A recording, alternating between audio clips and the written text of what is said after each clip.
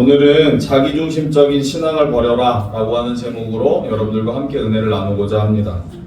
여러분 다 예수님 믿으시죠? 아멘. 아멘. 그래서 이 자리에 계신 줄로 믿습니다. 그렇다면 예수를 믿어서 좋은 것이 무엇입니까?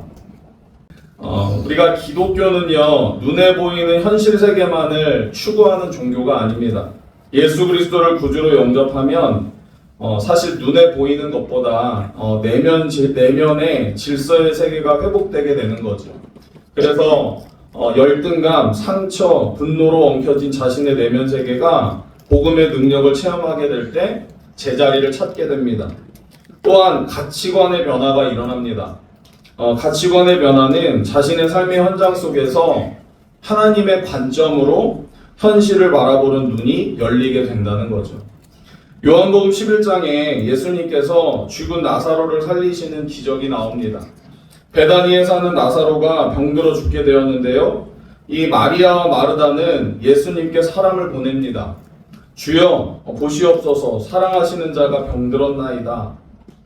그러나 예수님께서는요, 이 소식을 들으시고 이 병은 죽을 병이 아니라 하나님의 영광을 위함이다 하시면서 이틀 동안 지체하시는 겁니다. 오히려 제자들에게 유대로 가자고 말씀하십니다. 제자들은 당장에 이 나사로가 죽게 되어서 너 절망 속에 있는 마리아, 마르다를 향해 달려가서 기도해 주시지 않고 지체하시는 이 예수님을 도무지 이해할 수 없었습니다. 지금 한시가 급한데 예수님은 오히려 뭔가가 여유롭게 정말 아무 일도 없다는 듯이 그렇게 말씀하시니까요.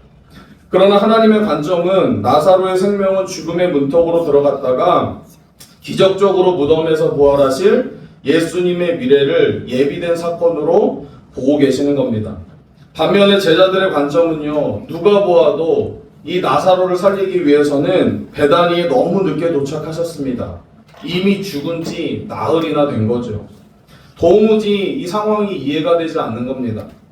하지만 예수님은 이 나사로의 죽음을 통해서 영광을 받으시겠다고 말씀하시는 겁니다. 이 나사로의 무덤 앞에서 큰 소리로 나사로야 나오너라 말씀하시니 죽은 자가 수족을 배로 동인 채로 나오게 됩니다. 이런 맥락에서 볼 때 이 예수님의 관점과 제자들의 관점이 얼마나 다른지를 알 수가 있는 거죠. 하나님은 시간 속에 사시는 분이 아니시기에 그분에게 있어서는 불가능한 일이 없습니다. 하나님이 이 세상의 시간표에 따라 움직이시는 분이 아니라 지체되더라도 그분의 목적과 그분의 뜻을 이루시는 데 더 깊은 관심을 가지고 계시는 분이십니다. 여러분, 신앙생활이란 무엇입니까? 신앙생활은 대단하고 특별한 것이 아닙니다. 이 세상의 가치관에 익숙해져 있던 우리가 세상적인 가치관을 내려놓고 하나님의 관점으로 덧입음으로 애쓰고 몸부림치며 살아가는 것을 신앙생활이라 합니다. 지금 나의 상황은요, 힘들고 어렵습니다. 때로는 세상 사람들의 관점으로 절망입니다. 그러나 하나님의 관점으로는요, 연단의 과정이고 자신을 빚어가시는 하나님의 축복이라고 하는 겁니다. 성도들의 기도를 가만히 들어보면 자신의 관점을 가지고 하나님을 설득하려고 합니다. 기도가 아니라 마치 하나님을 협박하는 것 같습니다. 하나님 앞에 진심으로 기도하는 사람일수록 자신의 관점을 꺾어야 합니다. 그렇지 않으면 누구와도 소통이 안 되는 고집불통인 사람이 되는 것이죠. 오늘 본문은요, 계속해서 이스라엘 백성들이 범하고 있는 죄에 대해서 지적을 하는데요. 무슨 죄입니까? 이스라엘 백성들은 스스로 여호와를 알고 사랑한다고 말하고 있지만 그들의 삶의 모습은 하나님과 정반대였다는 겁니다. 여호와 하나님을 섬기는 일에 열심을 내었지만 하나님이 인정하시는 신앙이 아니었습니다. 마치 우상을 섬기듯이 하나님을 섬기고 있는 것을 지적하고 있죠. 그 이유가 무엇일까요?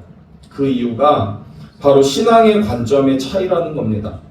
하나님을 우리 믿음의 대상으로 삼고 있다고 한다면 하나님께서 정말로 원하시고 기뻐하시는 뜻이 무엇인지를 분별해야 합니다. 그렇지 않으면 하나님과 아무런 상관없는 삶을 살게 된다는 거예요. 2절에 그들은 아쉬울 때마다 부르짖기를 오 나의 하나님 나의 하나님 이스라엘이 주님을 알고 있습니다. 하지만 하나님의 뜻대로 행하지 않았기 때문에 그들은 적군에게 쫓기는 신세가 될 것이라는 겁니다. 여러분 오늘 말씀을 통하여서 나의 신앙을 점검해보고 또 나의 관점을 내려놓고 하나님의 관점으로 우리의 믿음의 눈이 열려지기를 간절히 축원합니다.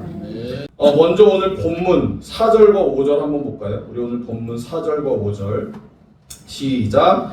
그들이 왕들을 세웠으나 내게서 난 것이 아니며 그들이 지도자들을 세웠으나 내가 모르는 바이며 그들이 또 그 은금으로 자기를 위하여 우상을 만들었나니 결국은 파괴되고 말리라. 사마리아여 내 송아지는 버려졌느니라. 내 진노가 우리를 향하여 타오르나니 그들이 어느 때에야 무죄하겠느냐. 아멘. 금송아지 숭배 사건은요, 여로보암이 베델과 단에 금송아지를 만들어 놓죠. 금송아지 상은 가나안의 바알신과 관련되어져서 점차 이제 혼합 종교와 우상 숭배로 나아가게 됩니다. 이 호세아 선지자는 이미 금송아지 우상 숭배가 확대되어서 성행했으며 또 사마리아 전역의 금송아지 형상을 이스라엘 백성들이 믿어왔음에 대해서 말씀하고 있습니다. 여러분 금송아지 우상 숭배가 어디에서부터 시작되었죠? 금송아지가 이스라엘 백성들이 애굽에서 나와서 홍해를 건너가게 되죠. 그리고 그들이 시내산에 도착했을 때 모세가 하나님의 계명을 받기 위해서 시내산에 올라갑니다. 그리고 40일이 지나지요. 자신들을 인도했던 모세가 보이지 않자 백성들은 아론에게 우리를 위하여 우리를 인도할 신을 만들라고 제안을 합니다. 그들은 눈으로 볼 수 있고 만질 수 있는 그런 신을 원했습니다. 결국 아론은요 어리석게도 그들이 가져온 금붙이를 모아서 뭐를 만들어요? 금송아지를 만들죠. 아론은 이스라엘 백성들에게 이스라엘아 이는 너희를 애굽 땅에서 인도하여 낸 너희의 신이로다 이렇게 선포합니다. 여러분 이스라엘 백성들이 금송아지를 만들고서 하나님을 버린 것이 아닙니다. 하나님을 버리고 금송아지를 섬기겠다고 한 것이 아닙니다. 느헤미야 9장 18절 말씀을 우리 한번 같이 읽어볼까요? 시작. 또 그들이 자기들을 위하여 송아지를 부어 만들고 이르기를 이는 곧 너희를 인도하여 애굽에서 나오게 한 신이라 하여 하나님을 크게 모독하였사오나. 아멘. 그들은 하나님을 버리고 금송아지 우상을 섬긴 것이 아니라 금송아지를 하나님처럼 생각했다는 거예요. 왜 이스라엘 백성들이 이 금송아지 우상을 만들었을까요?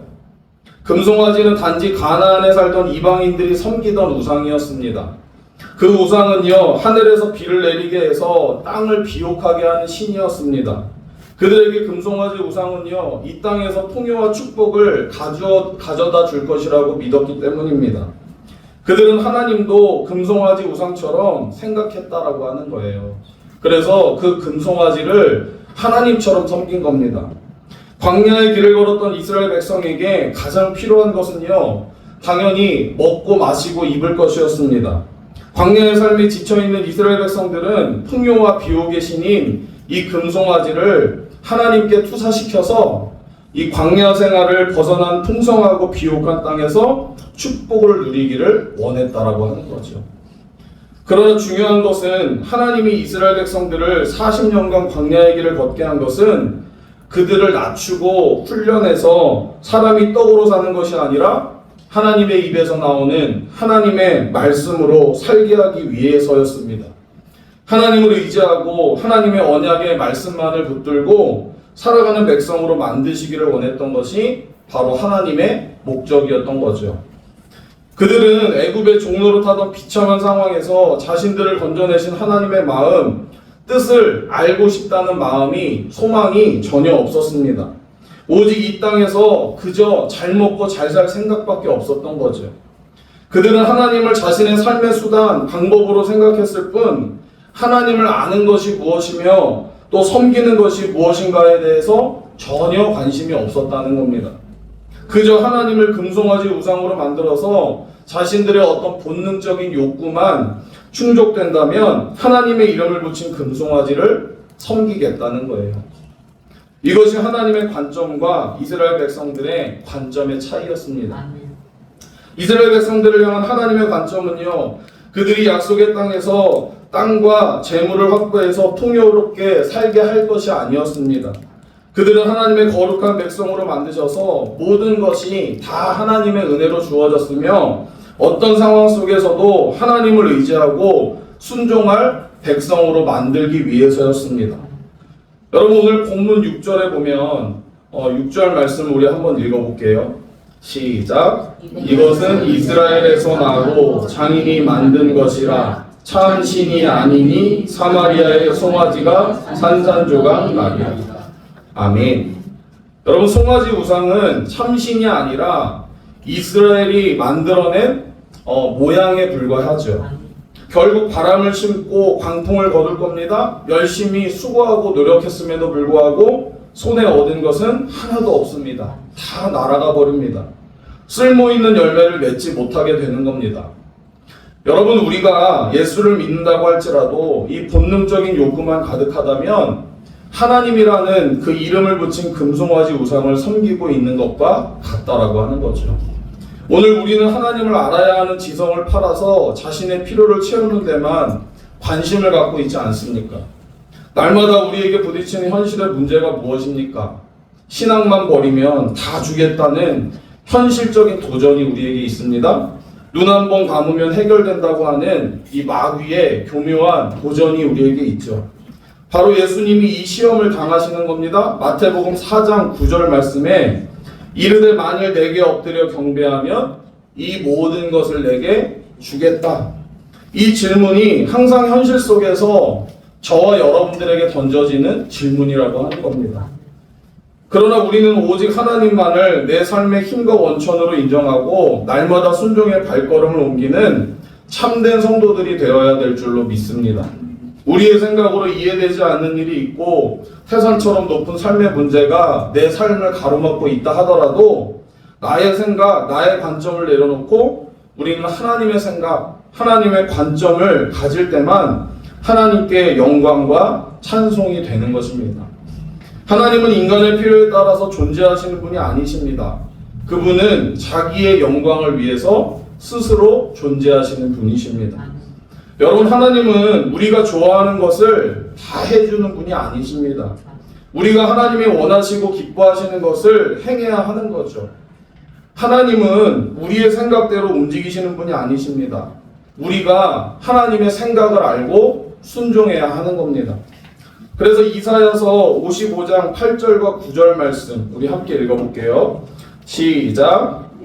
내 생각이 너희의 생각과 다르며 내 길은 너희의 길과 다름이니라.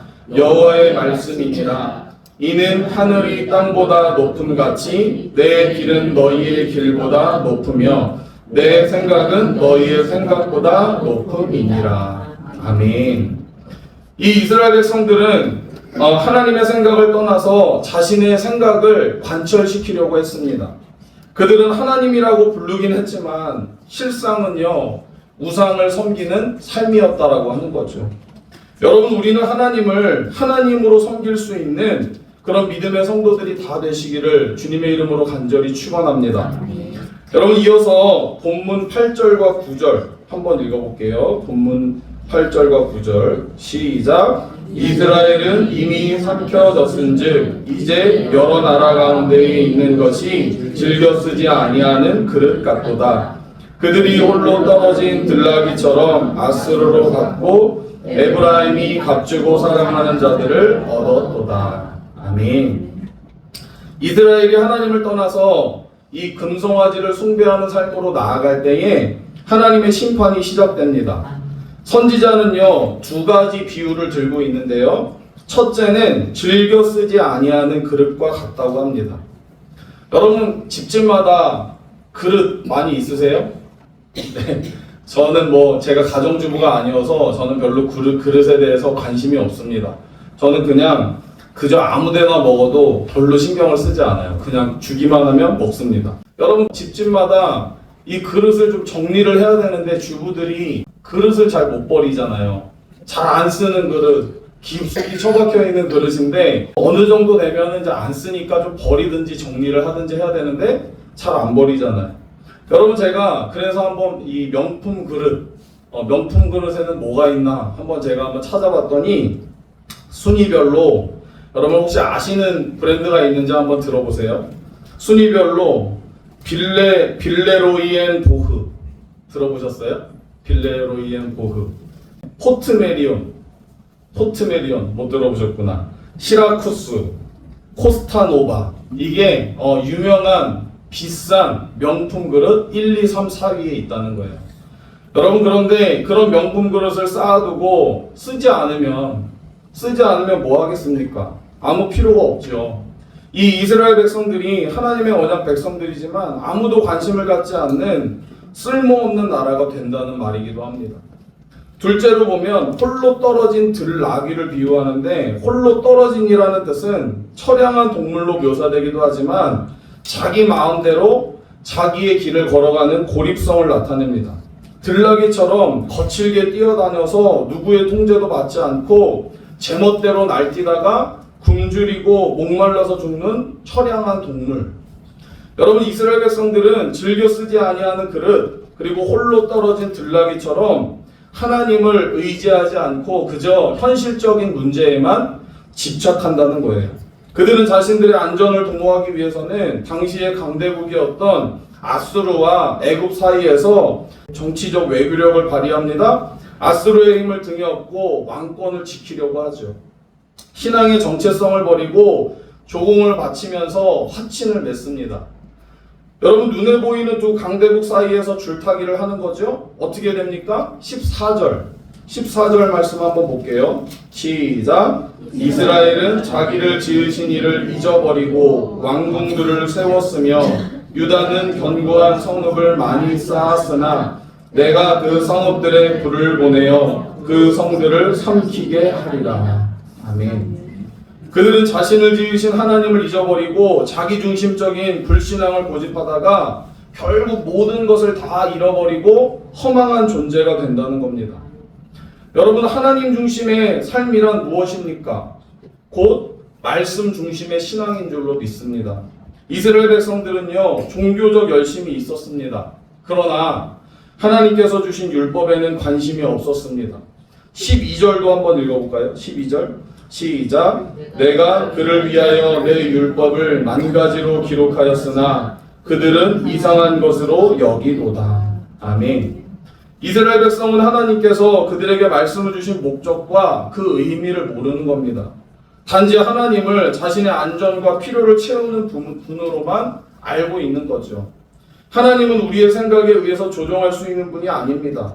우리가 이 하나님의 생각, 이 하나님의 그 뜻을 깨달아서 우리는 순종하는 삶을 살아야 하는 거죠. 무턱대고 순종할 수가 있겠습니까? 여러분 우리가 하나님의 말씀을 알아야죠. 하나님이 원하시는 것이 무엇인지를 알아야죠. 그래야 그 말씀대로 순종할 거 아니겠습니까? 그래야 하나님이 기쁘신 삶을 살 거 아니겠습니까? 오늘 우리 시대의 그리스도인들도 이스라엘 백성들처럼 살아가고 있다라고 하는 거예요. 하지만 하나님의 말씀대로 순종하지 않는 겁니다.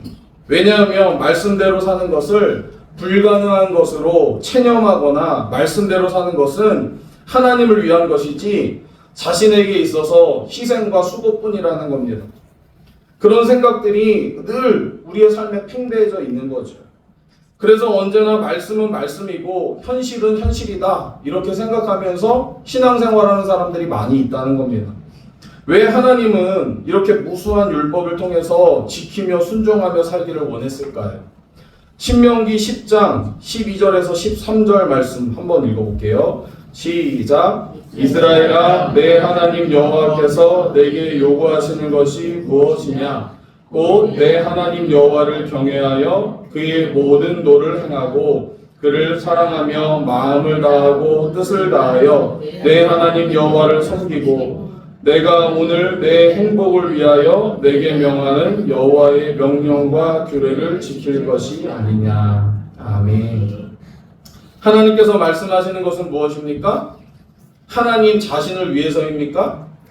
하나님 자신을 위해서가 아니라 우리를 위해서 하나님의 말씀을 기록한 것이라고 우리에게 말씀하고 있습니다.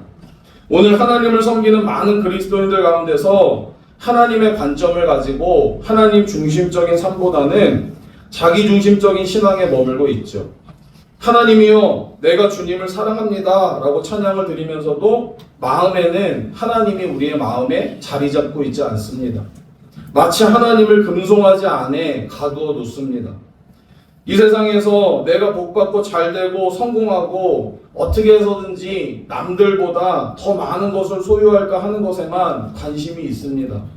하나님의 말씀의 소중함을 잊어버리고 교회 공동체 속에서도 자신의 어떤 희생과 수고 없이 편안한 것들만 가지려고 하는 거죠. 여러분 이것이 무엇입니까? 하나님의 이름을 부르면서도 금송아지 신앙으로 돌아가는 것이라는 거예요.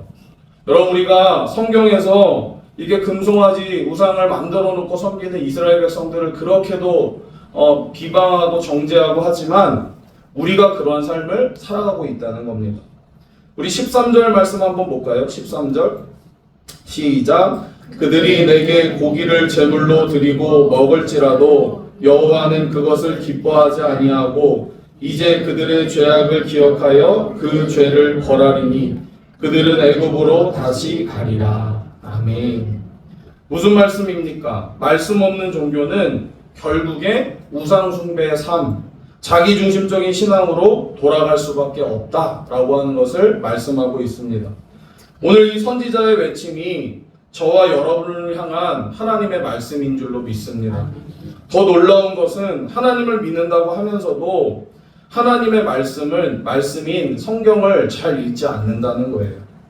그 많은 시간을 우리는 스마트폰 앞에, TV 앞에 앉아 있으면서도요, 우리가 성경에 그리 많은 관심을 기울이지 않는다는 겁니다.